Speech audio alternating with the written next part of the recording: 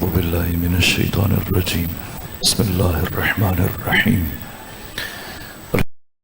الحمد لله رب العالمين بارئ الخلائق أجمعين الحمد لله والصلاة على أهلها الصلاة والسلام على سيد الأنبياء والمرسلين العبد المؤيد رسولنا المسدد المصطفى الأمجد الحبيب الأحمد النبي الأمي المكي المدني سراج المنير الكوكب الدري صاحب الوقار والسكينة المدفون بأرض مدينة سيدنا ونبينا وشفيع ذنوبنا وطبيب قلوبنا وحبيب نفوسنا ومولانا أبي القاسم محمد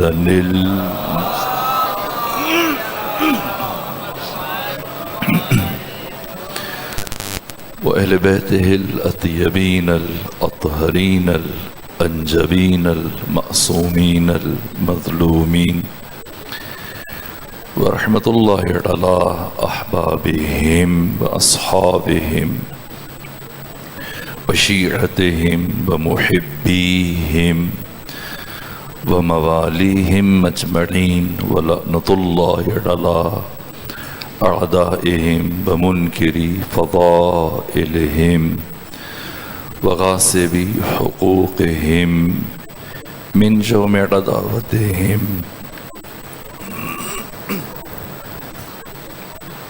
إلى الآن ومن الآن إلى قيام يوم الدين وبعد يوم الدين أما بعد فقد قال حق سبحانه وتعالى في القرآن بسم الله الرحمن الرحيم إن الله يأمر بالعدل والإحسان وإيتاء ذي القربى وينهى عن الفحشاء والمنكر والبغي يعظكم لعلكم تذكرون صلوات بھیجیے خاندان فاطمہ.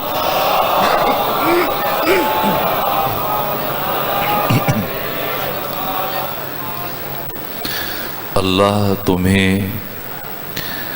عدل کا حکم دیتا، یعنی اللہ تمہیں علی کا حکم دیتا ہے.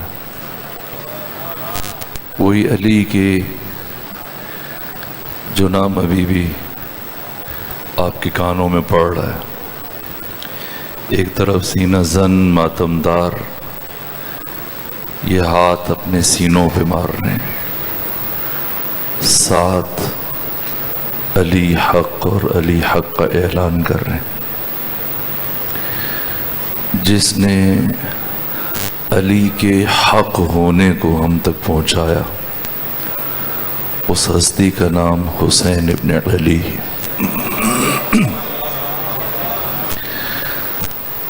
علی وہ حقیقت کہ جو محبوب خدا ہیں، محبوب رسول. خدا کتنی محبت کرتا ہے عرض کروں گا. ایک جملہ پیغمبر گرامی اسلام کتنی محبت کرتے تھے. میں نے پڑھا کہ آقا کبھی وقتی طور پر اگر امیر المومنین کو کسی مقصد کے لیے بھیجتے، کسی جنگ پر، کسی سریے پر، یا تبلیغ سورہ براءت کے لیے آپ کو بھیجا، یا یمن بھیجا، یا کسی اور مہم کی انجام دہی کے لیے بھیجا، وقت رخصت جب علی سے الگ ہو رہے ہوتے تھے پیغمبر، تو جو آپ کی لبوں پر جو دعا جاری ہوتی، یہ علی کی عزت ہے. پیغمبر علی کو رخصت کرتے وقت خدا کی بارگاہ میں یہ دعا کرتے تھے، پروردگار تو مجھے اتنی زندگی دینا کہ میں دوبارہ علی ابن ابی طالب کے چہرے کی زیارت کر سکوں۔ اب سمجھنا ہے کہ علی کون ہے۔ وہ علی جس کے چہرے کی زیارت کو اللہ نے عبادت قرار دیا ہے، اس کے روح کی زیارت عبادت خالق ہے، اس کے روح کی زیارت عبادت خالق۔ خبر ہے کچھ کہ علی کتنا خوبصورت ہے، میں نے معتبر احادیث میں پڑھا ہے۔ پیغمبر کی زندگی کا معمول عرض کرنے لگا ہوں، سیرت کی کتابوں میں، حدیث کی کتابوں میں، تاریخ کی کتابوں میں عامہ و خاصہ نے ذکر کیا کہ پیغمبر گرامی اسلام کی رات کا آخری عمل سونے سے پہلے سب سے آخر میں جس ہستی کے چہرے کی زیارت کرتے تھے اس ہستی کا نام علی ابن ابی طالب، اور سحر میں فجر سے پہلے ختمی مرتبہ جس ہستی کی زیارت سے اپنے دن کا آغاز کرتے تھے اس ہستی کا نام علی ابن ابی طالب ہے۔ میرے اور آپ کے دن کا آغاز سورج سے ہوتا ہے، پیغمبر کی زندگی کے دن کا آغاز علی کے چہرے کی زیارت سے ہوتا ہے۔ ان اللہ یأمر بالعدل، اللہ تمہیں علی کا حکم دیتا ہے۔ علی عین عدل، عدل عین علی۔ عدل کا دوسرا نام علی، علی کا دوسرا نام عدل ہے۔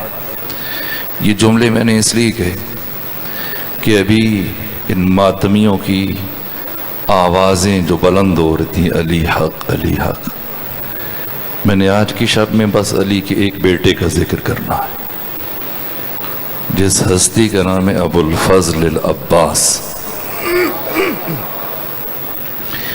تو میں یہیں سے بات کو متصل کر دوں، اگر عدل کا دوسرا نام علی اور علی کا دوسرا نام عدل ہے تو اسی طرح سے عباس کا دوسرا نام وفا ہے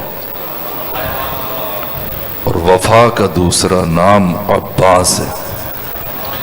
لفظ کی شکل میں احساس لکھا جاتا ہے، یعنی صحرا کو بھی بس پیاس لکھا جاتا ہے، اور میرے جذبات سے واقف ہے قلم بھی میرا، میں وفا لکھتا ہوں، عباس لکھا جاتا ہے۔ یہ عباس کون ہے؟ حسین کی نہضت اور حسین کی تحریک کے روح رواں، جن کی شہادت کے بعد عمر ابن سعد نے اعلان کیا کہ اب عباس کے جانے کے بعد حسین کو قتل کرنے کی ضرورت نہیں، کربلا کی جنگ ختم ہو گئی۔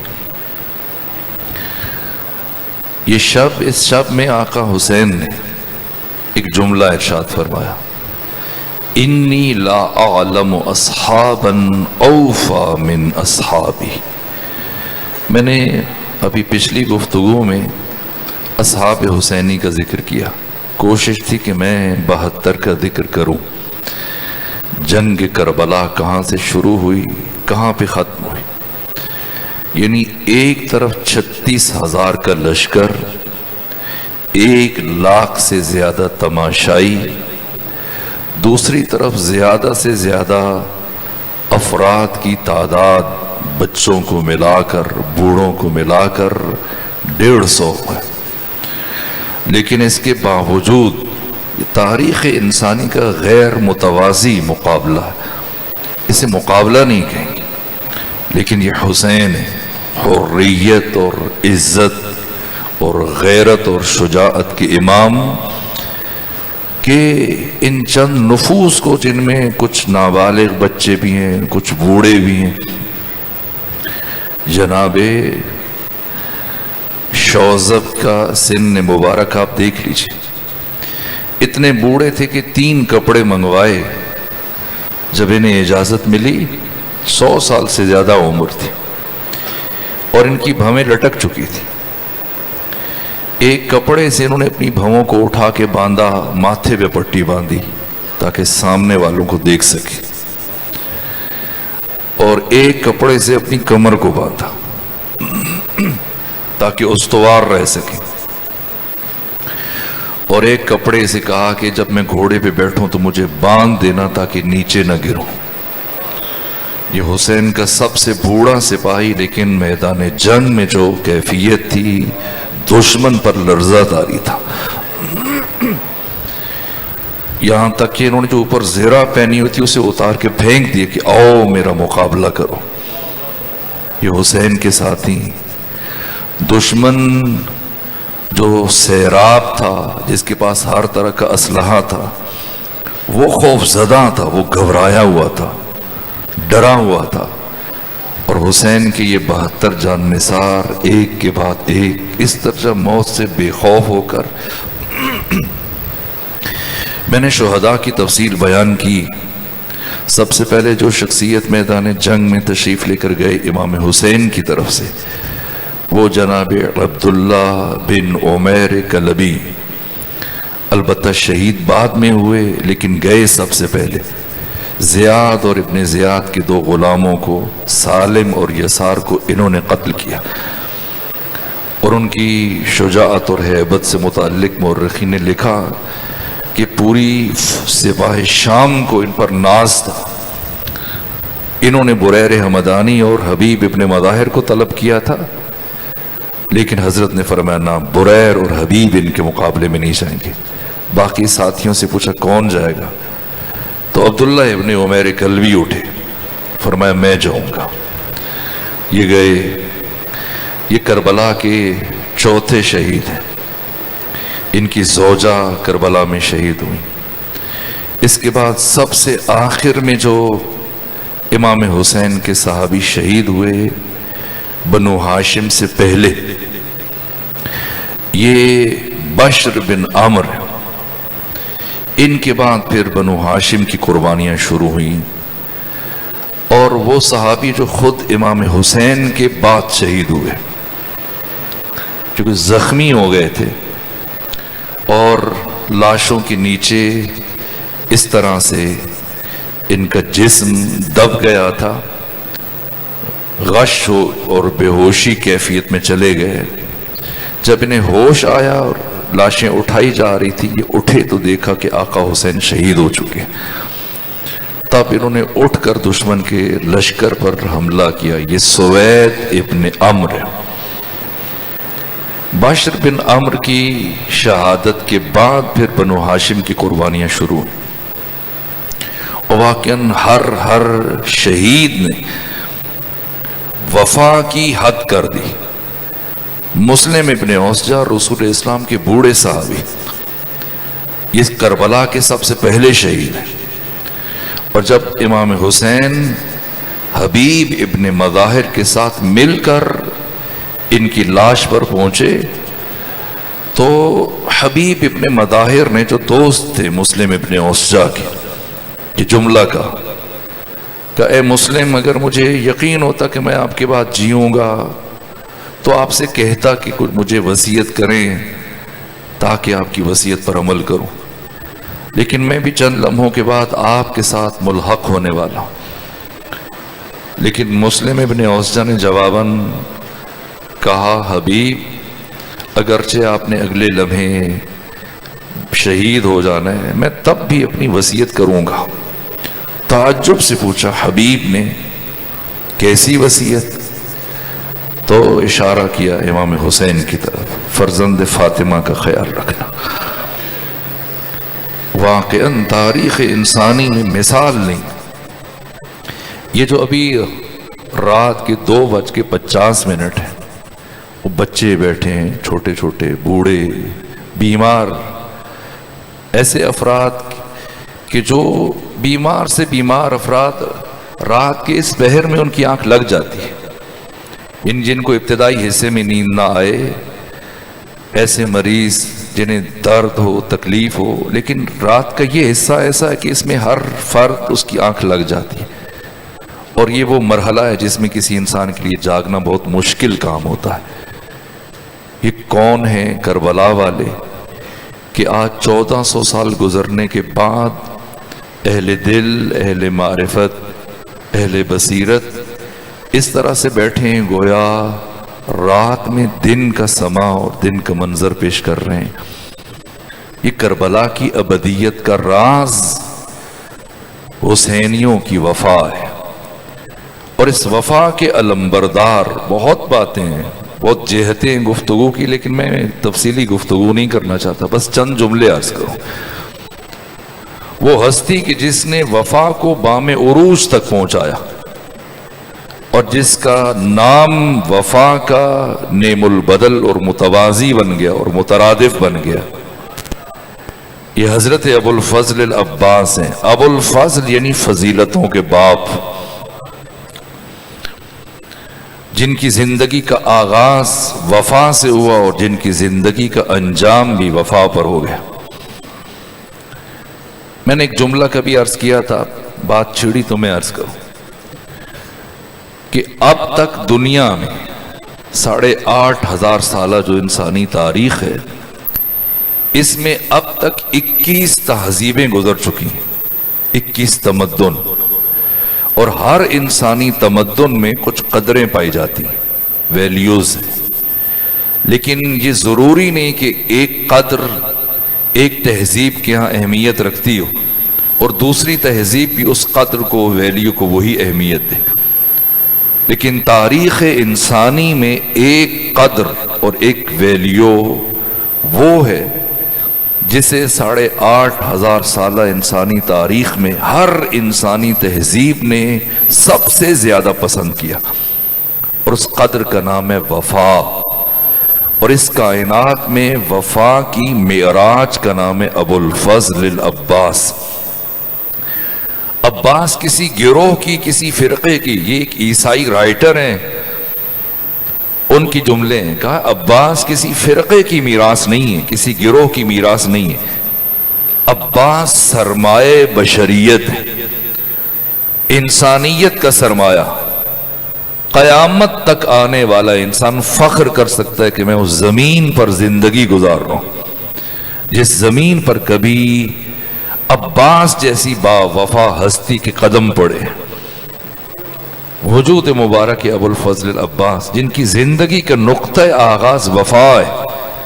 میں بہت تفصیل سے یہ مطالب عرض کر چکا ہوں کبھی کہ کس طرح سے آپ کی مادر گرامی کا انتخاب کیا گیا دنیا میں جب تشریف لائے تو، اور آپ کا بچپنا، ام البنین نے بچپنے میں 2 سے 3 سال سن ہے، اور ایک ظرف میں انگور رکھ کے دیے کھانے کے لیے، تو جناب عباس نے وہ ظرف اٹھایا اور دروازے کی طرف چل پڑے۔ گھر سے نکلنے لگے تو ماں نے آواز دی، عباس کہاں جا رہے ہیں؟ کہ ماں آپ تو جانتی ہیں میں نے کبھی آقا حسین پر سبقت نہیں کی۔ میں نے عرض کیا کہ پیغمبر کی زندگی کا آغاز کیسے ہوتا تھا، دن کا آغاز اور دن کا اختتام کیسے ہوتا تھا۔ اب میں امام حسین اور جناب عباس کی زندگی سے متعلق عرض کروں۔ جناب امام حسین رات سب سے آخر میں حضرت ابو الفضل عباس کی پیشانی کا بوسہ لیتے تھے اور خود سلا کے جاتے تھے، اور فجر میں جب آتے تھے تو آپ کے ہاتھوں پر عباس آنکھ کھولتے تھے۔ وہ ہستی کہ جسے ثانی زہرا نے انگلی پکڑ کے چلنا سکھایا، اس درجہ بچپنے سے جو ادب، جو اطاعت، جب بھی گھر میں کھانا بناتے اپنی بہنوں کو بھائیوں کو دعوت دیتے کھانے پہ، خود میزبان ہے، میزبان کو دسترخوان پر ہونا چاہیے، لیکن نہ دروازے پہ کھڑے، جب تک کہ امام حسن نہ بلائیں، امام حسین نہ بلائیں، آتے اپنے ہی گھر میں اپنے دسترخوان پہ دو زانو ہو کے بیٹھ جاتے، اور جب تک امام حسین نہ کہتے کہ عباس کھانا شروع کریں۔ یہ کمال ادب۔ مدینے سے چلے، سید ابن طاؤس نے لکھا ہے، مدینہ سے لے کر کربلا تک باقی تمام شخصیات، مخدرات، عصمت و طہارت سب پیچھے تھے، حسین ابن علی کی سواری آگے تھی، لیکن دو شخصیتیں مسلسل سارے سفر میں حسین ابن علی کے ہمراہ، ایک علی اکبر، دوسرے ابو الفضل العباس۔ فرق یہ تھا کہ جناب علی اکبر کی سواری امام حسین کی سواری کے ہمراہ چلتی تھی، بالکل ملے ہوئے، لیکن جناب عباس تھوڑا فاصلہ رکھ کے چلتے تھے۔ کسی صحابی حسین نے پوچھا، عباس جب بھی میں آپ کو دیکھتا ہوں آپ کی نگاہیں آقا حسین کے چہرے پر مرکوز ہوتی ہیں، جب آپ کی نگاہیں حسین پر ہوتی ہیں تو فاصلہ رکھ کے کیوں چلتے ہیں؟ جواب دیا کہ مجھے ادب اجازت نہیں دیتا کہ آقا کا قد درمیانہ ہے، میرا قد بلند ہے، مل کے چلوں گا میرا سر اونچا نظر آئے گا، اور عباس کو گوارا نہیں کہ اس کا سر اپنے سردار سے، اپنے آقا سے اونچا نظر آئے۔ کمال ادب۔ عباس صرف ساقی آب نہیں ہے، ساقی ادب ہے، ساقی معرفت ہے۔ آیت اللہ علی قاضی جو بہت بڑے عارف گزرے، وہ فرماتے کہ میں برابر 20 سال تک مسلسل یوں رک گیا، مجھے لگا کہ شاید معرفت خدا اور کمال اور سیر اللہ کا سفر رک سا گیا، یہاں تک کہ میں نے باب الحوائج حضرت ابو الفضل العباس سے توسل کیا، تو حق تعالیٰ نے میری توفیق کو یوں بحال کیا کہ یہ باتیں مجھے کبھی سمجھ میں نہیں آئیں، حضرت کے توسل سے مجھے سمجھ میں۔ عباس ساقی معرفت ہیں، عباس ساقی ادب ہیں، عباس ساقی وفا ہیں۔ میرے عزیزوں، آپ مسلسل دن بھر سے جلوسوں میں ہیں، جاگے ہوئے، اور پھر پورا دن آپ نے اسی طرح سے گزارنا ہے، اور شام بس میں چند جملے عرض کروں اسی شخصیت سے متعلق۔ وہ ہستی جس نے امامت کی کمر توڑ دی، جن کی شہادت نے امام حسین کی کمر توڑ دی، جن کی شہادت پر لشکر عمر ابن سعد میں جشن منایا گیا، خوشیاں منائی گئیں، شادیانے منائے گئے، وہ عباس کے جو ازداد کا مجموعہ مانے جاتے ہیں۔ یعنی شجاعت کس درجے پر ہے، یہاں تک کہ روز عاشور آپ کو صرف پانی لانے کی اجازت ملی، اور عمرو بن حجاج زبیدی 8000 کا لشکر لے کر شط فرات پہ کھڑا پہرا دے رہا ہے، اور بار بار جب آ رہے ہیں آقا کی بارگاہ میں، یہاں تک کہ اجازت نہیں مل رہی، مشروط اجازت ملی۔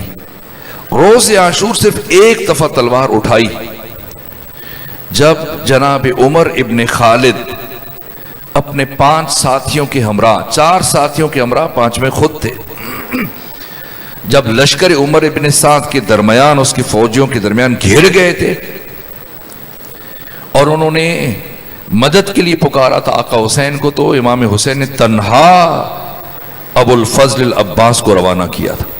اس موقع پر تلوار لے کے گئے تھے، لیکن اتنی ہیبت تھی، اتنا جلال تھا کہ جس طرف بڑھ رہے تھے سپاہی خود بخود راستہ چھوڑ رہے تھے، یہاں تک کہ ان 5 افراد کو ہزاروں دشمنوں کے نرغے کے درمیان سے نکال کر لائے۔ یہ غیر معمولی بات ہے۔ میں نے عرض کیا تھا قرآن کی آیات ہیں کہ ایک فرد ایک سے لڑے گا، 2 سے، 5 سے، 7 سے، 8 سے، 9 سے، آخری حد جو قرآن نے ذکر کیے، جس کے بعد پروردگار نے مسلمانوں سے جہاد ساقط کر دیا، وہ 10 ہے۔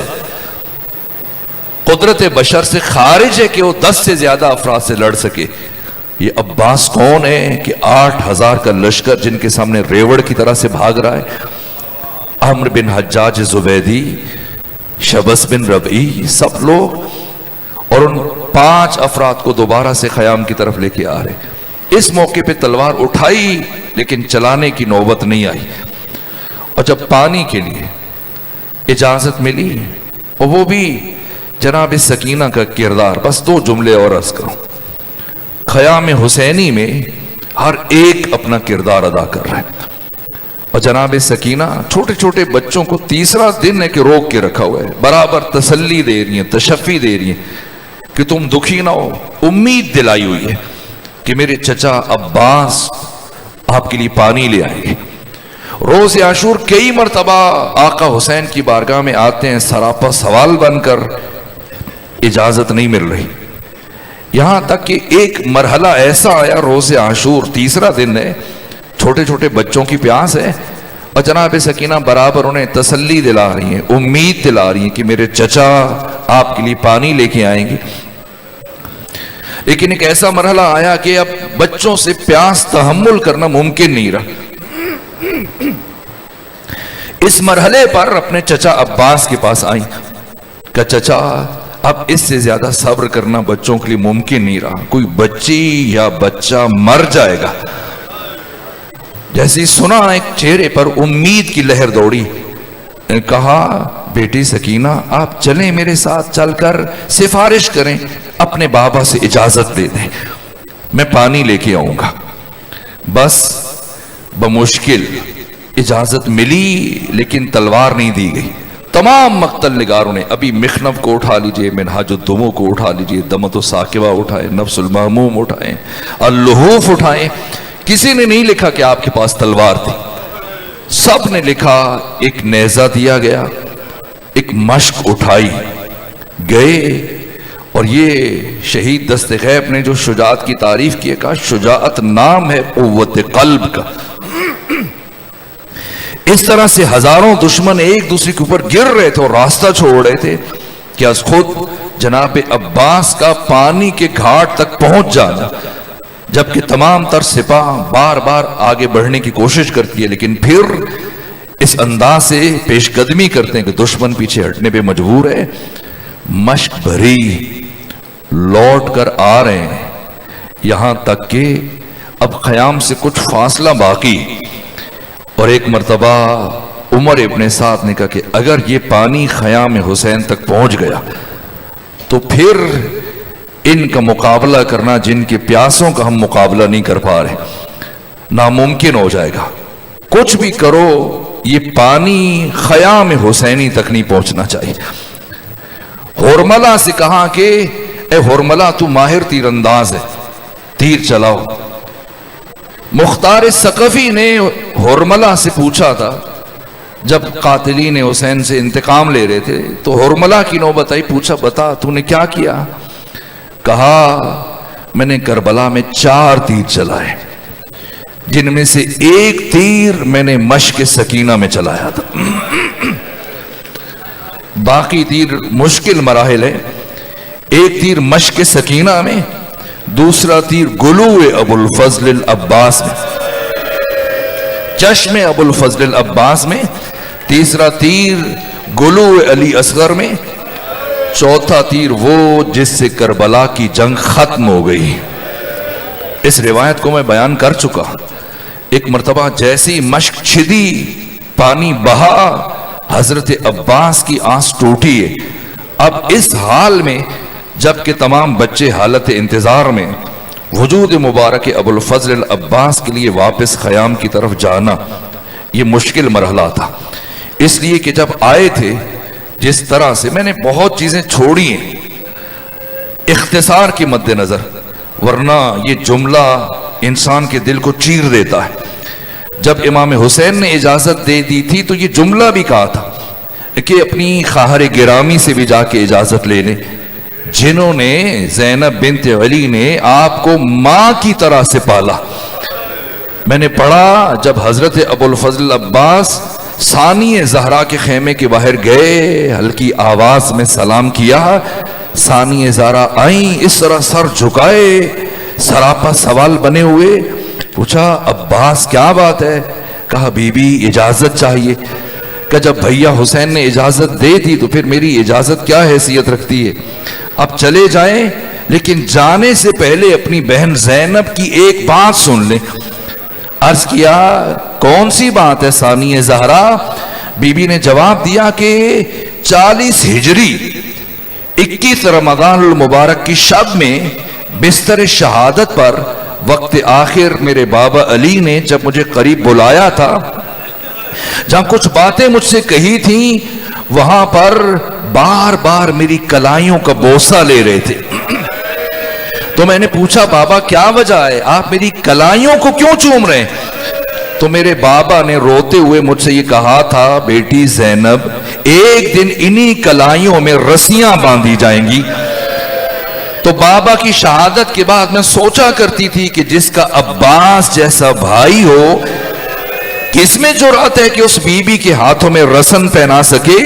لیکن آج آپ کو جاتے ہوئے دیکھ کر مجھے یقین ہو رہا ہے کہ اب میری رسیاں پہننے کا وقت آ چکا۔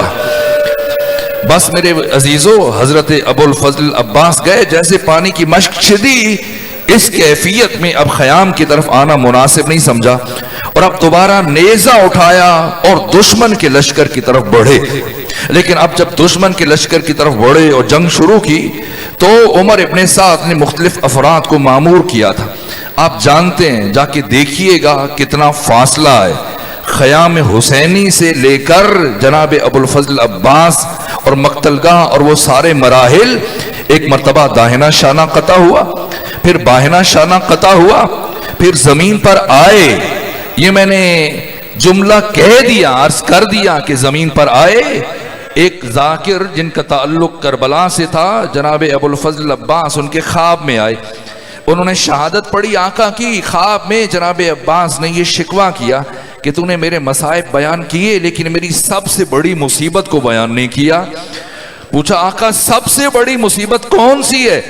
جواب دیا کوئی بھی سوار جب زمین پر آتا ہے اپنے ہاتھوں کی مدد سے آتا ہے۔ بتا میں جب دونوں ہاتھ قطع ہو چکے تھے کس طرح سے زمین پر آیا؟ بس میرے عزیزو، مشکل مراحل ہے، میں مشکل باتیں چھوڑ رہا ہوں، صرف یہ کہ چند جملے عرض کر دوں، اس ہستی کا تعارف ہو جائے۔ جیسے ہی آقا حسین تک آواز پہنچی ہے، دو شہیدوں کی قبر پر، دو شہیدوں کی لاش پر بڑی مشکل سے پہنچے آقا حسین، ایک جناب علی اکبر، دوسرے جناب حضرت ابو الفضل عباس۔ سپاہیوں سے پوچھتے ہیں، دشمنوں سے پوچھتے ہیں، بتاؤ میرا بھائی عباس کہاں گرا ہے؟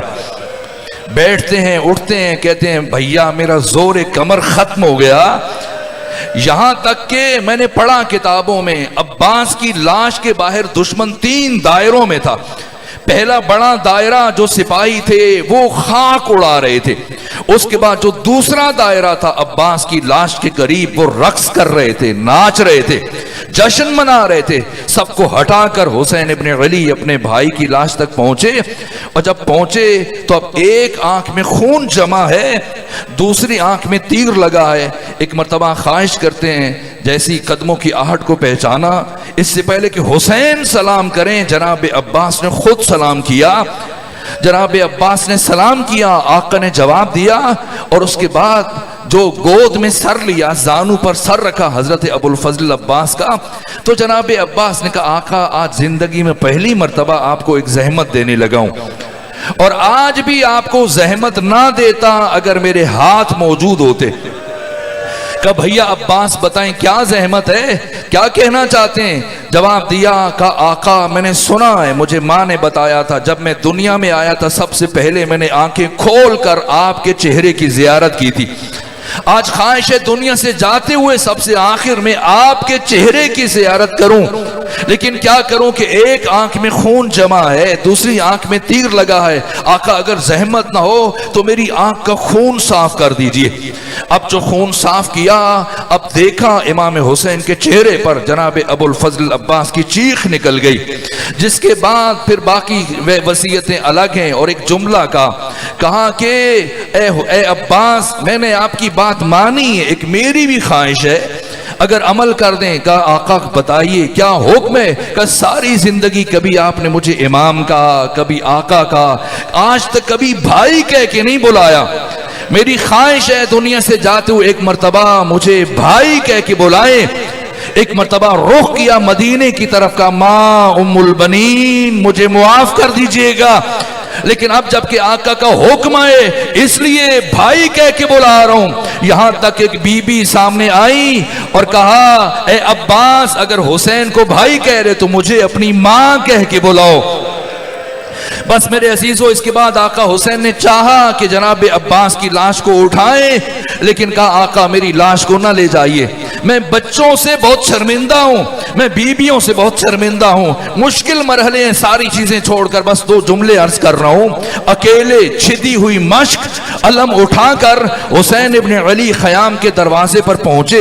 ایک مرتبہ جیسی سکینہ بچوں کو لے کے انتظار کر رہی تھی، پوچھا بابا میرے چچا کہاں ہیں، میرے چچا کہاں ہیں؟ کہا بیٹا بیٹی آپ کے چچا دنیا میں نہیں رہے، آپ کے چچا شہید ہو گئے۔ کہا بابا پھر کیا بات ہے، آپ قاسم کی لاش کو اٹھا کے لائے، اور محمد کی لاشوں کو اٹھا کر لائے، علی اکبر کی لاش کو اٹھا کر لائے، میرے چچا عباس کی لاش کو کیوں نہیں لے کر آئے؟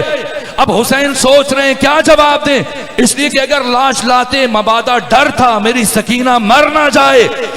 ایک مرتبہ کہتے ہیں ارے سکینہ میں اس لیے عباس کی لاش نہیں اٹھا کر لا سکا کہ میں بوڑھا ہو چکا ہوں، عباس کڑیل جوان ہے، مجھ سے عباس کی لاش اٹھائی نہ جاتی۔ ایک مرتبہ سنیں کیا کہا جناب سکینہ نے، کہا اچھا بابا آپ سے لاش نہیں اٹھائی گئی، کہا اپنی ماں کو پکارا، کہا ام رباب اب میں ماں، اے میری ماں، اپنی پھپھی ام کلثوم سے آواز دی، جناب ثانیہ زہرا کو آواز دی، جناب فضہ سے کہا آئے میری مدد کریں، ہم سب مل کر عباس کی چچا کی لاش لے کر آئیں۔ بس میرے عزیزو آخری جملہ، آپ میں بہت سارے زائرین بیٹھے ہیں، بہت سارے زائرین جنہیں کربلا جانے کی سعادت حاصل ہوئی ہے، آپ بعض زری تک گئے ہوں گے، رضا بھائی باقی افراد تشریف فرمائیں، ان سے پوچھئے گا، بعض افراد میں زری کو جاتے ہیں سلام کرتے ہیں، لیکن اگر کسی کو موقع ملا ہو اور خادمین سے کہیں کہ ہمیں اصل جو قبر ہے آقا کی وہاں تک لے جائیں، جو تعویذ قبر ہے جناب عباس کا وہاں تک لے جائیے، تو پھر جا کے دیکھیے گا کہ کیا سائز ہے جناب عباس کی قبر کا، پھر دیکھیے گا کہ عباس کے ساتھ کربلا میں کیا ہوا۔ سید مہدی بحر العلوم سے پوچھا گیا آقا کیا بات ہے، ہم نے تو سنا تھا جب عباس گھوڑے پر بیٹھتے تھے اتنے بلند قامت تھے کہ آپ کے پاؤں زمین پر خط کھینچتے تھے، تو پھر کیا ہوا کہ آپ کی قبر جب دیکھی ہے کربلا میں تو جیسے کسی چھوٹے بچے کی قبر ہوتی ہے۔ سید مہدی بحر العلوم نے سر کو پیٹتے ہوئے جواب دیا ارے ایسا ہی تھا، لیکن بعد از شہادت حسین جناب عباس کی لاش پر لشکر شام جمع ہوا اور اسے ٹکڑوں میں تقسیم کرنا شروع ہوا۔